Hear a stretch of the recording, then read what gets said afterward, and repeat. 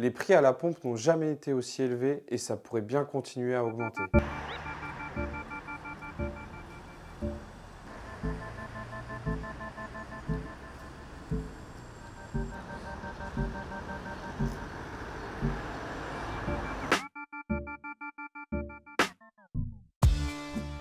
En France, 3 éléments composent le prix du carburant. Le prix du pétrole, les taxes et la marge des distributeurs. Si le prix du carburant augmente, c'est d'abord parce que le cours du pétrole augmente. D'un côté, la demande en pétrole est repartie à la hausse avec la reprise des activités économiques. De l'autre, la production est freinée par des tensions géopolitiques, notamment avec le conflit entre l'Ukraine et la Russie. Des sites sont aussi à l'arrêt, en Algérie, en Angola et en Libye. Mais surtout, l'OPEP, qui réunit les principaux pays exportateurs de pétrole, tire profit de la situation et n'a pas l'intention de jouer les variables d'ajustement. S'ajoute à ça une hausse des taxes sur les carburants, et notamment de la TICPE, la principale taxe qui a augmenté de 40% entre 2014 et 2021 sur le litre de gasoil. En résumé, les taxes augmentent et comme elles sont basées sur un prix du pétrole de plus en plus cher, le prix du carburant explose.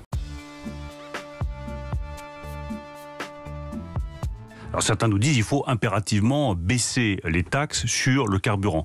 Je ne crois pas que ce soit la bonne option. D'abord parce que ça coûte très cher.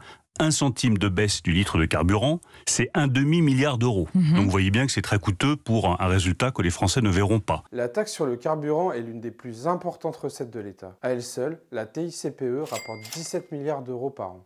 Et dans un contexte de déficit public, difficile de se priver d'une telle manne financière. Plutôt que de réduire les taxes, le gouvernement a donc préféré financer des chèques inflation pour les Français gagnant moins de 2 000 euros par mois. L'effet sera rapide et direct dès leur déclaration d'impôt sur les revenus. Au total, 38 millions de Français ont bénéficié d'un chèque de 100 euros qui, selon les calculs du ministère, couvre le surcoût engendré par la hausse des prix du carburant. Le Premier ministre vient également d'annoncer une revalorisation de 10% des indemnités kilométriques. Une mesure qui concernera surtout les Français qui détaillent leurs frais réels sur leur déclaration d'impôt.